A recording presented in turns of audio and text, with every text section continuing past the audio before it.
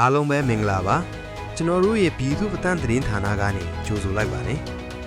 အကြမ်းဖက်စစ်ကောင်စီကငွေကြေးတွေအစမတန်ရိုက်နှိပ်သုံးစွဲနေတဲ့အတွက်တိုင်းပြည်အတွင်းငွေကြေးဖောင်းပွားမှုနဲ့ကုန်စည်နှုန်းတွေဇက်တိုက်မြင့်တက်လာမယ့်အခြေအနေရခိုင်ပြည်နယ်ဘက်ကနေအထိနာပြီးဆုတ်ခွာလာတဲ့အကြမ်းဖက်စစ်ကောင်စီတပ်တွေကိုပခုတ်ကူမြို့ကန်တွေကအတင်းကျပ်ထွက်ကြိုခိုင်းခဲ့ရတဲ့တဲ့မုံရွာမြို့မှာအကြမ်းဖက်စစ်ကောင်စီတပ်ကလူငယ်150ဝန်းကျင်ကိုအဓမ္မဖမ်းဆီးပြီးငွေကြေးအမြောက်များနဲ့ပြန်လည်ရွေးခိုင်းနေတဲ့အခြေအနေချင်းပြည်နယ်အတွင်းကကျူးလွန်မှုတွေအတွက်ကျန်းဖက်စစ်ကောင်စီခေါင်းဆောင်ကိုဖိလစ်ပိုင်နိုင်ငံမှာအရေးယူနိုင်ဖို့ရှေ့နေတွေကထပ်မံကြိုးပမ်းလာတဲ့တဲ့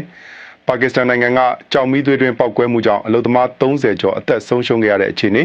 စပိန်နိုင်ငံနယ်စပ်ကိုဖျက်ကျော်ဖို့ကြိုးစားတဲ့ရွှေပြောင်းနေထိုင်သူ1000ကျော်အနက်19ဦးအသက်ဆုံးရှုံးခဲ့ရတဲ့တဲ့နဲ့ထိုင်းနိုင်ငံမှာရုရှားနိုင်ငံသားမောင်နှမ2ဦးအသက်အန္တရာယ်ပြုခံရတဲ့တဲ့အစရှိတဲ့တဲ့တွေကိုတင်ဆက်ပေးသွားပါမယ်တိုင်းပြည်အာဏာကိုမတရားရယူထားတဲ့အကြမ်းဖက်စစ်ကောင်စီဟာနိုင်ငံတော်ရဲ့ဘတ်ဂျက်လုံငွေပြမှုတွေကိုဖြည့်ရှင်းနိုင်စွမ်းမရှိတော့ဘဲငွေဆက်ကူအသစ်တွေကိုသာနေ့စဉ်နဲ့မျှအစမတန်ရိုက်နှိပ်သုံးစွဲနေတဲ့အတွက်ပြည်တွင်းမှာငွေကြေးဖောင်းပွားမှုတန်းကိုပြည်သူတွေအလူးလဲခံစားနေကြရပါတယ်ဒီလိုမျိုးငွေဆက်ကူတွေစက်တိုက်ရိုက်ထုတ်ပြီးဖြည့်ရှင်းနေသမျှကာလပတ်လုံးကုန်စည်နှုန်းတွေဆက်လက်မြင့်တက်နေအောင်မယ်လို့အမျိုးသားဒီမိုကရေစီအဖွဲ့ချုပ်အစိုးရလက်ထက်ကစီမံကိန်းဗဏ္ဍာရေးနဲ့စက်မှုဒုတိယဝန်ကြီးအဖြစ်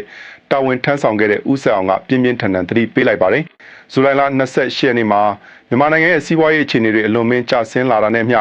ကုန်စည်နှုန်းတွေအဆမတန်မြင့်တက်လာတဲ့အခြေအနေပေါ်သူကအခုလိုသုံးသပ်ပြခဲ့တာပါ။လက်ရှိမြန်မာနိုင်ငံမှာကြုံတွေ့နေရတဲ့ငွေကြေးဖောင်းပွားမှုရဲ့အဓိကအရင်းခံအကြောင်းရင်းဟာအကြမ်းဖက်စစ်ကောင်စီရဲ့ညံပြင်းတဲ့စီမံခန့်ခွဲမှုတွေကြောင့်နိုင်ငံတော်ဘတ်ဂျက်လုံငွေအလွန်မင်းမြင့်မားလာတာကိုဗဟိုဘဏ်ကနေငွေကြေးအသစ်တွေဖန်တီးပြီးအလွယ်တကူဖြည့်ဆည်းပေးနေတာကြောင့်ဖြစ်တယ်လို့ထောက်ပြထားပါတယ်။တွင်းကုန်တွေကိုကန့်သက်တာတွေဒေါ်လာဈေးကမောက်ကမဖြစ်နေတာတွေကုန်စည်စီးဆင်းမှုတွေရပ်တန့်နေတာတွေနဲ့လန်ခီဂိတ်ကြီးတွေများပြားနေတာဟာကုန်စည်နှုန်းပေါ်တက်ရောက်မှုရှိတယ်ဆိုပေမဲ့ဒီအချက်တွေဟာငွေကြေးဖောင်းပွားမှုကိုရေရှည်ဖြစ်ပေါ်စေတဲ့အဓိကအကြောင်းရင်းတော့မဟုတ်ဘူးလို့သူကရှင်းလင်းထားပါတယ်။နိုင်ငံတော်ရဲ့သုံးစရိတ်တွေကိုပညာရေးနဲ့ကျန်းမာရေးလိုရေရှည်ဖွံ့ဖြိုးတိုးတက်မဲ့ကဏ္ဍတွေမှာသုံးစွဲတာမျိုးမဟုတ်ဘဲထုတ်လုပ်မှုစွမ်းအားကိုလုံးဝမတိုးတက်စေတဲ့နေရာတွေမှာအကြမ်းဖက်စစ်ကောင်စီကအလဟတဖြုံးတီးနေတာဖြစ်ပါတယ်။ဝင်ငွေထက်အသုံးစရိတ်ကအစမတန်ပိုများလာတဲ့အခါဘတ်ဂျက်လုံငွေဟာကြီးမားလာပြီးဒီလိုငွေကိုအကြမ်းဖက်စစ်ကောင်စီလက်အောက်ခံဗဟိုဘဏ်ကငွေဆက်ကူတွေအဆက်မပြတ်ရိုက်ထုတ်ဖြည့်ရှင်းနေတာဟာစီးပွားရေးပတ်ဝန်းကျင်မှာငွေကြေးပမာဏတွေကိုပိုမိုများပြားလာစေပါတယ်။ဒီလောက်ရဟာနောက်ဆုံးမှာပြည်သူတွေရဲ့လက်ဝယ်ကငွေကြေးတန်ဖိုးတွေကိုကျဆင်းစေပြီးကုန်စည်နှုန်းကြီးမြင့်မှုတန်ကိုသာတိုက်ရိုက်ခံစားရစေတာပါ။ပုံမှန်အဖြစ်ဘတ်ဂျက်လုံငွေကိုအစိုးရဗဏ္ဍာရေးစာချုပ်တွေထုတ်ရောင်းပြီးဖြည့်ရှင်းလေးရှိပေမဲ့အခုလိုအခြေအနေမျိုးမှာတော့ဈေးကွက်ကမဝယ်ယူနိုင်တော့တဲ့အတွက်ဗဟိုဘဏ်ကငွေဆက်ကူရိုက်ထုတ်တဲ့နည်းလမ်းကိုသာအကြမ်းဖက်စစ်ကောင်စီကအသုံးချနေတာဖြစ်ပါတယ်။စီးပွားရေးဈေးကွက်မဖွံ့ဖြိုးသေးတဲ့နိုင်ငံတစ်ခုမှာဗဟိုဘဏ်ရဲ့ငွေကြေးမူဝါဒတစ်ခုတည်းနဲ့ငွေကြေးဖောင်းပွားမှုကိုအလွယ်တကူထိန်းချုပ်လို့မရနိုင်ဘူးလို့လည်းသူကသုံးသပ်ထားပါတယ်။အကြမ်းဖက်စစ်ကောင်စီဟာပြီးခဲ့တဲ့ကာလတွေကလည်းတဘာဝဘေးအန္တရာယ်ပြန်လည်ထူထောင်ရေးလုပ်ငန်းတွေဆိုတဲ့ခေါင်းစဉ်တက်ပြီးအမေရိကန်ဒေါ်လာတန်း200ကျော်တန်ဖိုးရှိတဲ့ငွေဆက်ကူအသစ်တွေကိုသူတို့ရဲ့ကိုကြိုးအတွက်ရိုက်နှိပ်ဖြန့်ဝေခဲ့မှုပါတယ်။ပြဿနာရဲ့ရင်းမြစ်ဖြစ်တဲ့ငွေဆက်ကူရိုက်ထုတ်နေတာကိုမရက်တမ်းသရွေ့ပြည်သူတွေဟာစီးပွားရေးကြက်တဲမှုစုံစုံမြုပ်နေတဲ့အခြေအနေကနေရုန်းထွက်နိုင်မှာမဟုတ်ဘူးလို့ဦးဆက်အောင်ကအတီလင်းဆိုပါတယ်။ဆက်လက်ပြီးရခိုင်ပြည်နယ်ဘက်ကနေအထိနာပြီးဆုတ်ခွာလာရတဲ့အကြမ်းဖက်စစ်ကောင်စီတပ်ဖွဲ့ဝင်တွေရဲ့အခြေအနေကိုကြည့်အောင်ပါ။မကွေးတိုင်းပခုတ်ကူမြို့မှာရခိုင်ပြည်နယ်နယ်စပ်ကနေအသက်မသေးပဲဆုတ်ခွာထွက်ပြေးလာရတဲ့အကြမ်းဖက်စစ်ကောင်စီတပ်ဖွဲ့ဝင်တွေကိုမြို့ကန်ပြည်သူတွေနဲ့ចောင်းသားကလေးငယ်တွေကအတင်းကျပ်တွားရောက်ကြိုဆိုခဲ့ရတယ်လို့ဒေသခံတွေစီကနေသိရပါတယ်။ဇူလိုင်လ29ရက်နေ့ညနေပိုင်းကပခုတ်ကူမြို့မှာအခြေစိုက်တဲ့အကြမ်းဖက်စစ်ကောင်စီရဲ့အမှတ်101ခြေမြန်တပ်မဌာနချုပ်ကိုစစ်ကားအစီး60လောက်ဝင်ရောက်လာခဲ့တာပါ။အဲ့ဒီစစ်ကားတွေပေါ်မှာပါလာတဲ့အကြမ်းဖက်စစ်ကောင်စီတပ်ဖွဲ့ဝင်တွေဟာရခိုင်နဲ့မကွေးနယ်စပ်အမ်းမြို့နယ်နတ်ရေကန်အနီးကတိုက်ပွဲတွေမှာအာရခတပ်တော်ရဲ့အပြင်းထန်ထိုးစစ်ဆင်တိုက်ခိုက်မှုတွေကြောင့်စခန်းစွန့်ခွာထွက်ပြေးလာရသူတွေဖြစ်ပါတယ်။ဒီလိုအဆက်တကွဲစစ်ရှုံးပြီးထွက်ပြေးလာရတာကိုတော့အကြမ်းဖက်စစ်ကောင်စီဟာအောင်ပွဲခံပြန်လာတဲ့ပုံစံမျိုးဖန်တီးပြီးမြို့ပေါ်ကပြည်သူတွေကိုအတင်းအဓမ္မကြိုးဆိုခိုင်းခဲ့တာပါအထူးသဖြင့်စာသင်ကျောင်းတွေကဆရာဆရာမတွေကျောင်းသားကျောင်းသူကလေးငယ်တွေနဲ့သူတို့ရဲ့လက်အောက်ခံဝန်ထမ်းတွေကိုလမ်းဘေးမှာအစီအရက်ခိုင်းပြီးလက်ခုပ်တီးကြိုးဆိုခိုင်းခဲ့တယ်လို့ကိုယ်တိုင်ပါဝင်ခဲ့ရသူတွေကရင်ဖွင့်ကြပါတယ်ကိုပိုင်ကျောင်းတွေကအစိုးရကျောင်းတွေကကလေးငယ်တွေပါအတင်းကျပ်ခေါ်ယူခံခဲ့ရပြီးညမိုးချုံမှသာအိမ်ပြန်ခဲ့ရတယ်လို့ဆိုပါတယ်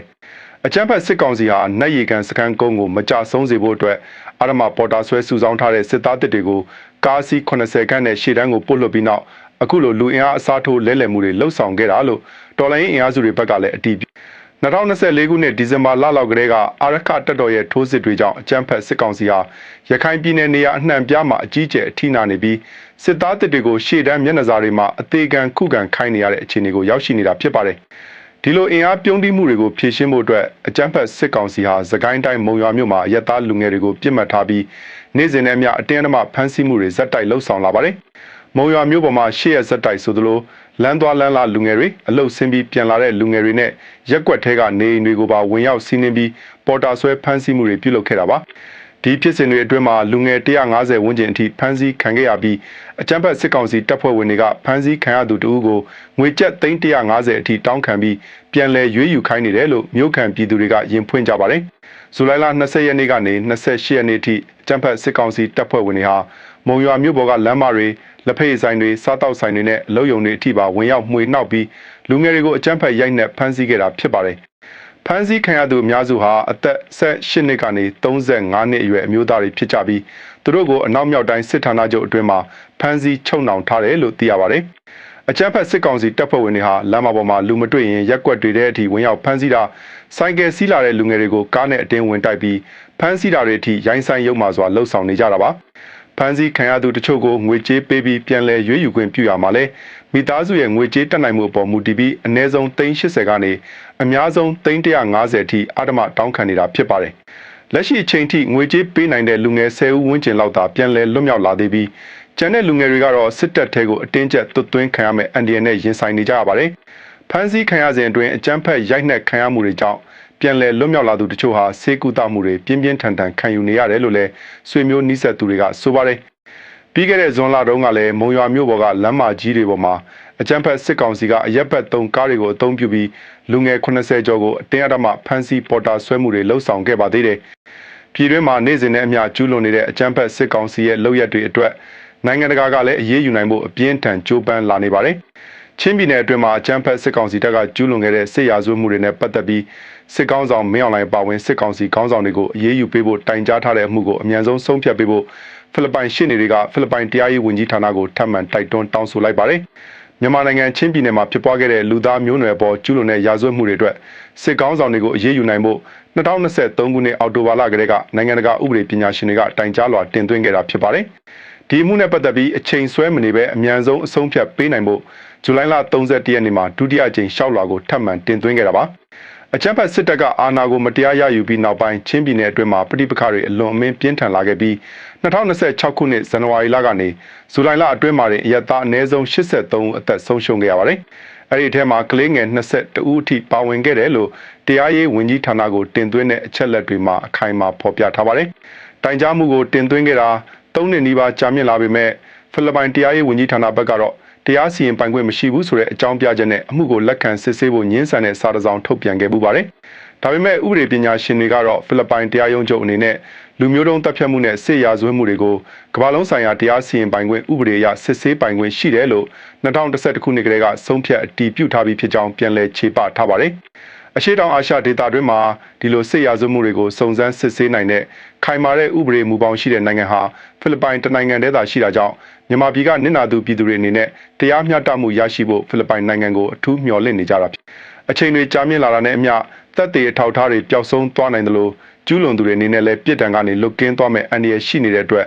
အခုလိုအမြန်ဆုံးအရေးယူပေးဖို့ဖိအားပေးတောင်းဆိုရတာဖြစ်တယ်လို့ရှင်းနေတွေကရှင်းလင်းပြောဆိုထားပါတယ်။ဆက်လက်ပြီးကရင်ပြည်နယ်မြဝတီမြို့ဘက်ကစစ်ရေးတင်းမာမှုအခြေအနေတွေကိုတင်ဆက်ပေးပါမယ်။မြဝတီမြို့ကိုကရင်မျိုးသားလွတ်မြောက်ရေးတပ်မတော်နဲ့ပြည်သူ့ကာကွယ်ရေးတပ်ဖွဲ့တွေဝင်ရောက်လာမှာကိုအလွန်မင်းစိုးရိမ်ထိတ်လန့်နေတဲ့အကြမ်းဖက်စစ်ကောင်စီဟာသူတို့ရဲ့လက်အောက်ခံတပ်ဖွဲ့တွေဖြစ်တဲ့ DKBA နဲ့ BGF တပ်ဖွဲ့တွေကိုအသုံးချပြီးမြို့လုံခြုံရေးကိုအထက်ထပ်ရယူထားအကြမ်းဖက်စစ်ကောင်စီရဲ့ပြည်ထောင်ရေးဝန်ကြီးမင်းသူကိုယ်တိုင်ကမြဝတီမြို့လုံခြုံရေးအတွက်ဒီအဖွဲ့တွေနဲ့ပူးပေါင်းဆောင်ရွက်နေကြောင်းဝန်ခံပြောဆိုထားတာပါမြဝတီမြို့နယ်အတွင်းမှာအကြမ်းဖက်စစ်တပ်နဲ့ပူးပေါင်းထားတဲ့ဗိုလ်ချုပ်ကြီးစောစတီဦးဆောင်တဲ့ DKBA အဖွဲ့ဟာစုံစည်းမြိုင်ကြေးရွာမှာအခြေပြုထားပြီးဗိုလ်မှူးတီတီဦးစီးတဲ့နယ်ကြားဆောင်တပ်အမှတ်1319တပ်ရင်းက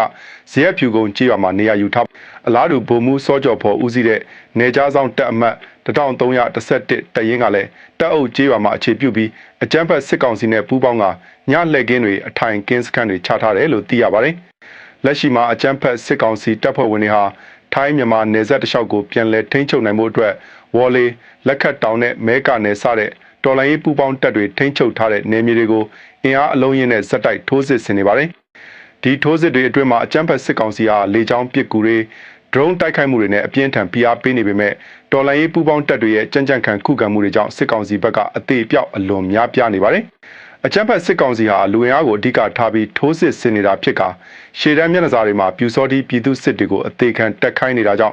်သူတို့ရဲ့ပင်မစစ်ကြောင်းတွေအထိနာမှုနှဲပါအောင်ကောက်ကျစ်စွာစီစဉ်ထားပါတယ်။တော်လှန်ရေးပူးပေါင်းတပ်တွေဘက်ကထိုသောရှေ့တန်းကင်းစခန်းအနှဲငယ်ကိုလက်လွတ်ခဲ့ရပေမဲ့အကြမ်းဖက်စစ်ကောင်စီရဲ့ပင်မထိုးစစ်ကြီးကိုတော့အခုချိန်ထိအောင်မြင်စွာတားဆီးထားနိုင်ဆဲဖြစ်တယ်လို့ကရင်စစ်ရေးသတင်းရင်းမြစ်တွေကအတည်ပြုပြောဆိုထားပါတယ်။ဒီလိုစစ်ရေးရရမှာအဘက်ဘက်ကအရေးနေနေတဲ့အကြမ်းဖက်စစ်ကောင်ဆောင်မင်းအောင်လှိုင်ဟာနိုင်ငံတွင်းမှာကြီးထွားလာနေတဲ့ online လိမ်လည်မှုတွေနဲ့မူရစေဝါပြဿနာတွေအတွက်နိုင်ငံတကာကိုအပြစ်လွှဲချဖို့ကြိုးပမ်းလာပါတယ်။ပြည်တွင်းမှာနေ့စဉ်နဲ့အမျှကြီးထွားလာနေတဲ့ online လောင်းကစားတွေစိုက်ဘာရာဇဝတ်မှုတွေနဲ့မူရစေဝါထုတ်လုပ်ဖြန့်ဖြူးမှုတွေမှာမြန်မာနိုင်ငံကသာအဓိကတာဝန်ရှိတဲ့ပုံစံမျိုးပြည်ပမီဒီယာတွေကဝိုင်းဝန်းပုံဖော်နေကြတယ်လို့စစ်ကောင်ဆောင်ကမကြသေးမီကပြုလုပ်ခဲ့တဲ့အစည်းအဝေးတစ်ခုမှာထည့်သွင်းပြောဆိုသွားပါတယ်။သူက online လိမ်လည်မှုတွေမှာပါဝင်ပတ်သက်နေသူ85%ဟာပြည်ပနိုင်ငံသားတွေဖြစ်ပြီးအိမ်နီးချင်းနိုင်ငံတွေကနေတရားမဝင်ဝင်ရောက်လာကြတာဖြစ်တယ်လို့ဆင်ခြေပေးခဲ့ပါတယ်။ဒါအပြင်ဒီလုပ်ငန်းတွေမှာအသုံးပြုနေတဲ့ Starlink ဂျိုးတူအင်တာနက်တွေဆက်သွယ်ရေးပစ္စည်းတွေနဲ့ကွန်ပျူတာအပိုပစ္စည်းတွေအားလုံးဟာပြည်ပကနေမှောင်ခိုတင်သွင်းလာတာဖြစ်တယ်လို့ငွေပေးချေမှုစနစ်တွေကလည်းနိုင်ငံခြားဘဏ်တွေကိုသာတိုက်ရိုက်အသုံးပြုနေတာဖြစ်တယ်လို့အကြောင်းပြခဲ့ပါတယ်။ဒီလိုအခြေအနေတွေရှိနေပါလျက်နဲ့မြန်မာနိုင်ငံတစ်ခုတည်းကိုသာရာဇဝတ်မှုတွေရဲ့ဗဟိုချက်အဖြစ်ပြည်ပမီဒီယာတွေကအပြစ်တင်နေတာဟာမတရားဘူးလို့သူကညှိတွားခဲ့တာပါ။အရှေ့မြောက်ဒေသမှာဖြစ်ပွားခဲ့တဲ့တိုက်ပွဲတွေဟာလည်းဒီ online လောင်းကစားလုပ်ငန်းတွေကိုအကြောင်းပြပြီးတိုင်းရင်းသားလက်နက်ကိုင်အဖွဲ့တွေကဖန်တီးခဲ့တာဖြစ်တယ်လို့စစ်ကောင်ဆောင်ကဆွဆွဲပြောဆိုသွားပါတယ်။အကြမ်းဖက်စစ်ကောင်စီအနေနဲ့နိုင်ငံကိုမူလအခြေအနေတိုင်းပြန်ရောက်ဖို့တရုတ်နဲ့ထိုင်းအပါအဝင်မိတ်ဆွေနိုင်ငံတွေနဲ့ပူးပေါင်းဖြည့်ရှင်းသွားမယ်လို့လေလုံထွားခဲ့ပေမဲ့လက်တွေ့မြေပြင်မှာတော့စစ်ကောင်စီလက်အောက်ခံနေကြားဆောင်တပ်တွေကိုယ်တိုင်ကဒီရာဇဝတ်မှုလုပ်ငန်းတွေမှာအကျိုးအမြတ်ခွဲဝေယူပြီးပါဝင်ပတ်သက်နေတာကိုနိုင်ငံတကာကအခိုင်အမာသိရှိထားပြီးဖြစ်ပါတယ်။မြေပြင်တိုက်ပွဲသတင်းတွေစီကိုပြန်သွားရရင်စကိုင်းတိုင်းအတွင်းမှာအကြမ်းဖက်စစ်ကောင်စီတပ်ဖွဲ့ဝင်တွေစက်တိုက်တိုက်ခိုက်ခံနေရပါတယ်။မုံရွာမြို့အနောက်မြောက်တိုင်းစစ်ဌာနချုပ်ကနေစကိုင်းမြို့အခြေစိုက်တပ်မ33ကိုဥတီမောင်းနှင်လာတဲ့စစ်ကားတန်းကိုလုံခြုံရေးယူပေးနေတဲ့အကြမ်းဖက်စစ်ကောင်စီတပ်ဖွဲ့ဝင်တွေကိုတော်လှန်ရေးပူးပေါင်းတပ်တွေကကြားဖြတ်မိုင်းဆွဲတိုက်ခိုက်ခဲ့ပါတယ်။ဒီတိုက်ခိုက်မှုကိုဇူလိုင်လ28ရက်နေ့နနက်7:00နာရီဝန်းကျင်ကစကိုင်းမြို့နယ်ကုန်းရွာကျေးရွာအနီးမှာလင်းယုံညီနောင်ပျောက်ကြားတပ်ဖွဲ့ကဥဆောင်ပြီးလှုပ်ဆောင်ခဲ့တာပါ။အပြင်းအထန်မိုင်းဆွဲတိုက်ခိုက်ခံရမှုကြောင့်အကြမ်းဖက်စစ်ကောင်စီတပ်ဖွဲ့ဝင်2ဦးနေရာမှာတင်ပွဲချင်းပြီးအသက်ဆုံးရှုံးခဲ့တယ်လို့ကျန်တဲ့တပ်ဖွဲ့ဝင်အများပြားလဲပြင်းထန်တဲ့ဒဏ်ရာတွေရရှိသွားခဲ့တယ်လို့တော်လိုင်းရေးတပ်ဖွဲ့ဘက်ကအတည်ပြုပါတယ်။အထိနာသွားတဲ့အကြမ်းဖက်စစ်ကောင်စီတပ်ဖွဲ့ဝင်တွေဟာတေဆုံးသွားတဲ့သူတို့ရဲ့ရဲဘော်အလောင်းတွေကိုချက်ချင်းပြန်လဲကောက်ယူရဲခြင်းမရှိဘဲအချိန်အတော်ကြာမှသာလာရောက်တည်ဆောင်သွားခဲ့ကြပါတယ်။အလောင်းလာကောက်တဲ့အချိန်မှာလည်းအနီးဝန်းကျင်နေရာတွေကိုလက်နက်ကြီးလက်နက်ငယ်တွေနဲ့ရန်တမ်းပစ်ခတ်မှုတွေလှုပ်ဆောင်ခဲ့တာကြောင့်ဒေသခံပြည်သူတွေအထိတ်တလန့်ဖြစ်ခဲ့ရပါတယ်။လင်းယုံညီနောင်ပျောက်ကြားတပ်ဖွဲ့ကတော့အကြမ်းဖက်စစ်ကောင်စီတပ်သားတွေနဲ့ဖြူစောတိအဖွဲ့ဝင်တွေအနေနဲ့အချိန်မီပြည်သူ့ဘက်ကိုရပ်တည်ပြီးအလင်းဝင်ကြဖို့နောက်ဆုံးအချိန်အနေနဲ့ပြင်းပြင်းထန်ထန်သတိပေးထားပါတယ်။ပြည်သူရင်ဝင်ကိုခိုလုံခြင်းမရှိဘဲစစ်အာဏာရှင်ကိုဆက်လက်အလုတ်ကျွေးပြုနေမယ်ဆိုရင်တော့အချိန်နဲ့နေရာမရွေးဆက်လက်တိုက်ခိုက်ချေမှုန်းသွားမယ်လို့တော်လှန်ရေးတပ်ဖွဲ့ကအတီအလင်းကြေညာထားပါတယ်။ပြည်တွင်းမှာစစ်မီးတွေတောက်လောင်နေချိန်မှာလူငယ်တွေရဲ့အနာဂတ်ဟာလည်းအဆိုးရွားဆုံးအခြေအနေကိုရောက်ရှိနေပါတယ်။အကြမ်းဖက်စစ်တပ်ကတိုင်းပြည်အာဏာကိုလူယူပြီးနောက်ပိုင်းမြန်မာလူငယ်တသန်းဝန်းကျင်လောက်ဟာပြည်ပနိုင်ငံတွေကိုမဖြစ်မနေထွက်ခွာသွားခဲ့ကြပြီးလူငယ်85%ကျော်ဟာပညာရေးနဲ့အသက်မွေးဝမ်းကြောင်းသင်တန်းတွေအားလုံးရပ်တန့်သွားခဲ့ရတယ်လို့ကုလသမဂ္ဂဖွံ့ဖြိုးမှုအစီအစဉ်ကထုတ်ပြန်တဲ့အစီရင်ခံစာသစ်မှာအတီလင်းဖော်ပြထားပါတယ်။နိုင်ငံတော်ကအသက်18နှစ်ကနေ24နှစ်အတွင်းမှာရှိတဲ့လူငယ်ပေါင်းအမြောက်များကိုစစ်တမ်းကောက်ယူခဲ့ရမှာစစ်အာဏာသိမ်းမှုရဲ့အကျိုးဆက်ကြောင့်လူငယ်တွေဟာပညာရေးအလုပ်ကိုင်လုံခြုံရေးနဲ့စိတ်ကျန်းမာရေးဆိုင်ရာအလွန်ကြီးမားတဲ့အခက်အခဲတွေကိုတပြိုင်နက်တည်းရင်ဆိုင်နေကြရတာဖြစ်ပါတယ်။စစ်တမ်းရလဒ်တွေအရလူငယ်4ဦးမှာ2ဦးနှုန်းဟာလုံးဝအလုပ်ကိုင်မရှိဘဲဖြစ်နေကြပြီးလူငယ်3ဦးမှာ2ဦးနီးပါးကတော့နေ့စဉ်နဲ့အမျှစိတ်ပီစည်းမှုနဲ့အနာဂတ်အတွက်စိုးရိမ်ပူပန်မှုတွေကိုဆိုးဆိုးရွားရွားခံစားနေကြရပါတယ်။ဒါအပြင်လူငယ်4ဦးမှာ3ဦးကအခွင့်အရေးသာရရှိမယ်ဆိုရင်ပြည်ပနိုင်ငံတွေကိုအမြန်ဆုံးပြောင်းရွှေ့နေထိုင်ခြင်းနဲ့လို့ဖြေဆိုထားကြပါတယ်။ဒါပေမဲ့လည်းပြည်ပကိုထွက်ခွာခြင်းနဲ့လို့ဖြေဆိုထားသူတွေအနက်90%နီးပါးကမြန်မာနိုင်ငံရဲ့နိုင်ငံရေးနဲ့လုံခြုံရေးအခြေအနေတွေပြန်လည်ကောင်းမွန်လာမယ်ဆိုရင်တော့မိခင်နိုင်ငံကိုပြန်လည်အလုပ်ကျွေးပြုဖို့ဆန္ဒရှိနေကြဆဲဖြစ်ပါတယ်။ကုလသမဂ္ဂတာဝန်ရှိသူတွေကတော့မြန်မာလူငယ်တွေဟာဖိအားမျိုးစုံအောင်မှာရုန်းကန်နေရပေမဲ့နိုင်ငံရဲ့အနာဂတ်အတွက်အရေးကြီးဆုံးအင်အားစုတွေဖြစ်နေစေပဲလို့မှတ်ချက်ပြုပါတယ်။လူငယ်တွေအတွက်ပညာရေးအခွင့်အလမ်းတွေပြန်လည်ဖန်တီးပေးဖို့နဲ့စိတ်ပိုင်းဆိုင်ရာအထောက်ပံ့တွေပေးအပ်ဖို့အလွန်အရေးကြီးလိုအပ်နေပြီဖြစ်ကြောင်းနိုင်ငံတကာကိုတိုက်တွန်းနှိုးဆော်ထားပါတယ်။ဆက်လက်ပြီးပြည်တွင်းက73စီအကြက်တဲနဲ့ပတ်သက်တဲ့သတင်းကိုကြည့်အောင်ပါ။ မြန်မာနိုင်ငံအနှံ့ပြားမှာ73စီဈေးနှုန်းတွေတဟုန်ထိုးပြန်လည်မြင့်တက်လာပြီးနောက်ပိုင်းအကြမ်းဖက်စစ်ကောင်စီဟာပြည်သူတွေကိုပုံမကြက်မှတ်ကန့်သက်မဲ့ QR code စနစ်တစ်ကိုဆက်လက်အကောင့်ထဲပေါ်ဖို့ကြိုးပမ်းလာပါတယ်။ဇူလိုင်လ31ရက်နေ့ကထုတ်ပြန်ခဲ့တဲ့73စီရည်ညွှန်းဈေးနှုန်းတွေအရအောက်တိန်း92တလီတာကိုငွေကျပ်2640အောက်တိန်း95တလီတာကိုငွေကျပ်2685ကျပ်အထိမြင့်တက်လာခဲ့ပါတယ်။အလားတူရိုးရိုးဒီဇယ်တလီတာကိုငွေကျပ်2385ကျပ်နဲ့ပရီမီယံဒီဇယ်တလီတာကိုငွေကျပ်2483ကျပ်အထိအသီးသီးစံချိန်တင်မြင့်တက်သွားခဲ့တာပါ။ဒီလိုဈေးနှုန်းတွေခေါင်ခိုက်နေချိန်မှာပဲအကြမ်းဖက်စစ်ကောင်စီလက်အောက်ခံရေနံထွက်ပစ္စည်းကြီးကြပ်စစ်ဆေးရေးဦးစီးဌာနကကားပိုင်ရှင်တွေအတွက် QR code အသစ်တွေထပ်မံထုတ်ပေးသွားမယ့်အကြောင်းကြေညာလာပါတယ်။အကြောင်းပြချက်ကတော့ကားပိုင်ရှင်တွေရဲ့ရေနံဘက်ကိုတခြားသူတွေကမတမာတဲ့နီးလန်းနဲ့အသုံးပြုပြီးစီထုတ်ယူသွားတဲ့ဖြစ်စဉ်တွေများပြားလာတာကြောင့်လို့ဆိုပါတယ်။ QR code အသစ်လျှောက်ထားလိုသူတွေအနေနဲ့သက်ဆိုင်ရာပြည်နယ်နဲ့တိုင်းတွေမှာရှိတဲ့ရုံးတွေအထိကိုယ်တိုင်သွားရောက်လျှောက်ထားရမှာဖြစ်ပြီးကညနာရဲ့ထောက်ခံချက်ရင်မှတ်ပုံတင်နိုင်ငံသားစစ်စစ်ရေးကတ်စတဲ့အထောက်အထားအများအပြားကိုတင်ပြရမယ်လို့ဆိုပါတယ်။ဒီလိုအဆင့်ဆင့်စစ်ဆေးပြီးမှသာ QR code အသစ်ကိုထုတ်ပေးမှာဖြစ်ပြီးအရင် QR code အဟောင်းတွေနဲ့စီဝယ်ယူခွင့်ကိုပိတ်ပင်သွားမှာဖြစ်ပါတယ်။အကြမ်းဖက်စစ်ကောင်ဆောင်မင်းအောင်လှိုင်ကိုယ်တိုင်ကလည်းပြည်ပကနေ73စီတင်သွင်းမှုကိုအတက်နိုင်ဆုံးဆက်လက်လျှော့ချသွားမယ်လို့တရားဝင်ပြောဆိုထားတာကြောင့်ပြည်သူတွေအနေနဲ့ရှေ့လာမယ့်ကာလတွေမှာပုံမိုဆိုးရွားတဲ့73စီပြက်လက်မှုတန်းကိုခန်းစားရနိုင်ခြေရှိနေပါတယ်။ဒီလိုကုန်စည်နှုန်းတွေအဆမတန်ကြီးမြင့်နေတဲ့အချိန်မှာအခြေခံလူရန်စားအလုပ်သမားတွေရဲ့ဘဝဟာလည်းပုံမိုကျက်တဲလာနေပါတယ်။ရန်ကုန်တိုင်းလှိုင်သာယာမြို့နယ်စက်မှုဇုံလေးမှာရှိတဲ့အထည်ချုပ်စက်ရုံတရုံက